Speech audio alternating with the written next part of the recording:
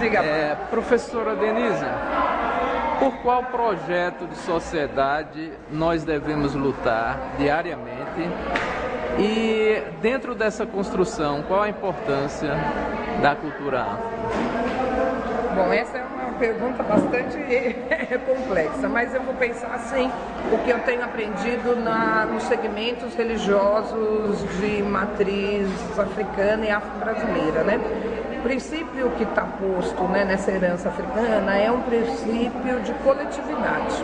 Então, o princípio de coletividade, eu vou privilegiar os encontros, as somatórias, as possibilidades. Essa lógica, né, dessa concorrência do mercado, da busca de um capital incessante, não combina com esse projeto de vida coletivo. Um projeto coletivo afro-brasileiro há de se pensar que todas as pessoas precisam estar bem no mundo.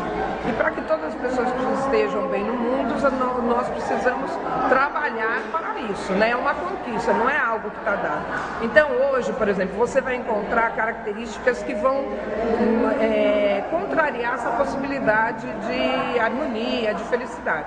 O racismo é uma dessas perspectivas. Então, para a gente alcançar um ideal afro-brasileiro de coletivo, de comunidade, de uma perspectiva de se combater o racismo, de se combater uma lógica patriarcal, onde que as mulheres estão em situação de desvantagem, uma prática de homo-lesbofobia. Então, qualquer atitude de opressão, não é, que vá criar condições de subalternizar pessoas, não é um projeto de acordo com os princípios afro-brasileiros. E nesse contexto dessa luta diária, a Lei 10.639, ela já tem mais de 10 anos, né? E a gente vê ainda muitos entraves de aplicabilidade da lei dentro das escolas e até mesmo dentro das universidades, né?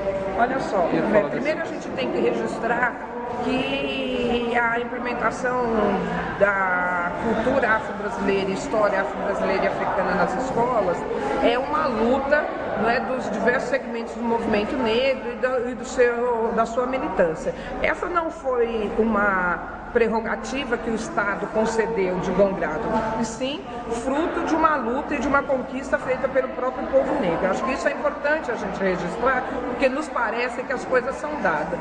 Como nós vivemos numa sociedade extremamente racista, a implementação da lei apenas pela perspectiva legal, ela não se estabelece. Tanto é que nós estamos há mais de uma década e nós temos ainda unidades escolares que às vezes o diretor, a diretora, a gestora, o gestor não permite que a política educacional adentre efetivamente a escola, por princípios religiosos, por desconhecimento, por preconceito, por discriminação.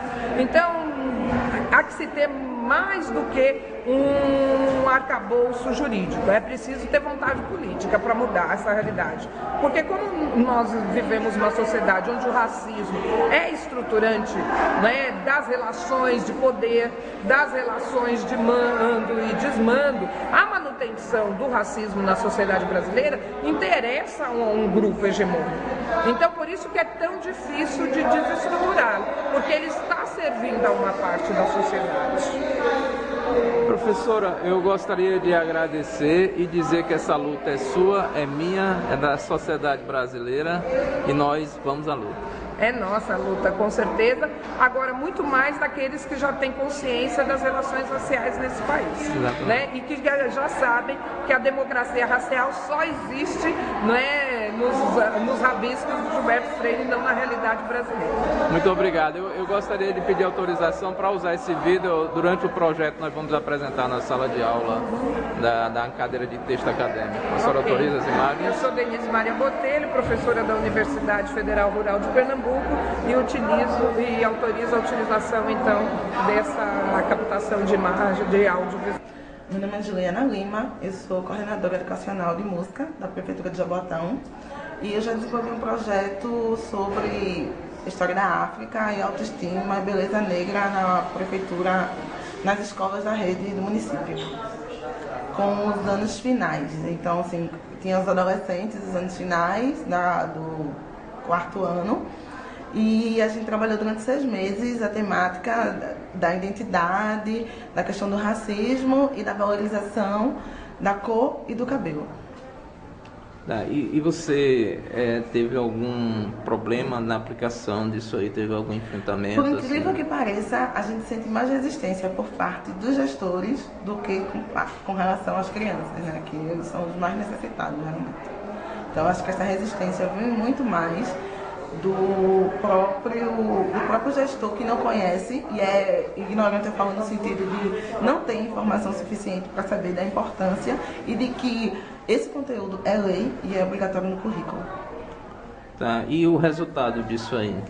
O resultado foi muito interessante porque as crianças começam a se valorizar enquanto negras, começam a reconhecer sua identidade, começam a valorizar a pele, começam a perceber as diferenças entre elas e que, na verdade, tornando isso uma coisa positiva. É claro que a diferença, na minha opinião, é isso. E a valorização própria da identidade, a construção dessa nova identidade, dessa identidade deles e da valorização enquanto protagonistas negros, jovens negros que precisam ser protagonistas e que vão construir essa nova realidade, né? Que serão as pessoas responsáveis por essa nova realidade.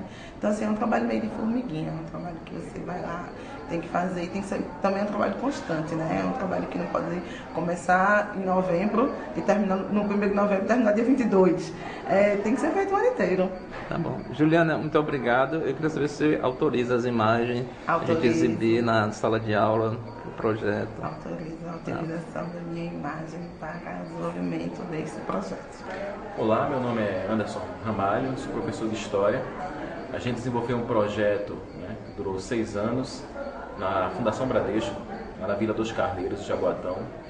E o desafio maior do projeto, né, era relacionado à implementação da Lei 10.639, de 2003, onde a gente queria colocar, né, as questões relacionadas à cultura africana e à história, né, da África e dos africanos no Brasil na grade curricular, no caso, né, do curso de Fundamental 2, né, do 6º até o 9º ano. E aí a gente focou no 8º e no 9º ano. A grande dificuldade maior, né, quando a gente trouxe o projeto, que foi intitulado o Projeto Uaianagô, um Educar para a Igualdade Racial, foi na questão da resistência dos alunos, né, formados aí por uma comunidade de grande, né, ideologia protestante, que tinham dificuldade, né, de tratar as questões, principalmente relacionadas à cultura e à religiosidade. Então a gente apresentou, né, como material didático para apoiar o projeto alguns vídeos do canal Futura, e um desses vídeos, chamado Mojubá, trazia a questão das matrizes, né, africanas e um diálogo, né, entre algumas lideranças dessas matrizes. Mais tarde, os alunos, né, passaram a dialogar o resultado, né, da observação desses vídeos com produção de trabalhos, né, com cartazes e depois a apresentação de seminários. Depois disso, a proposta seria lançar um vídeo documentário com as impressões deles sobre temáticas relacionadas, né, à questão afro-brasileira, cultura e história. O resultado, né, a princípio também foi complicado porque existia uma resistência na família, que, né, reivindicava que o filho não fosse obrigado a fazer o trabalho porque aquilo era considerado um pecado para a sua religião. E aí eu, juntamente com os colegas que compraram, né, a ideia, né, compraram o trabalho, fizeram parte, professor de matemática, professor de literatura, a gente sentou junto com a família, conversou, dialogou, né, falando que a necessidade, né, de se trabalhar com a temática e que é uma temática que faz parte da lei, né, de uma lei aprovada pelo MEC. Mesmo com a resistência, né, a gente conseguiu o apoio de alguns pais, outros, né, continuaram, né, se mantendo contrários. A gente fez o trabalho, escreveu esse trabalho em 2 prêmios, o Prêmio Nacional de Educação e Direitos Humanos em 2010 e o Ecofuturo de Educação para a Sustentabilidade. E conseguimos ser contemplados com os 2 prêmios. Né? No retorno do prêmio com o resultado, né, alguns pais que ainda eram resistentes viram que, né, teve um resultado a nível nacional e aí passaram a ver com outros olhos o projeto. Ficou mais fácil da gente trabalhar na sequência. As resistências existiam, mas eram menores, né? Aquela visão de que o trabalho, né, ou a abordagem era um pecado, deixou de ser tratada dessa forma e passou a ser como um currículo, né, como algo importante para que os alunos entendessem a questão da religiosidade, da história e dos aspectos culturais dentro desse projeto. Então, basicamente, essa foi a experiência que a gente trabalhou na instituição da Fundação Bradesco, que fica na Vila dos Carneiros, de Jaboatão. Professor, obrigado. Eu gostaria de saber, por fim, se você autoriza as imagens para exibição lá no nosso projeto. Para autorizar as imagens para exibição.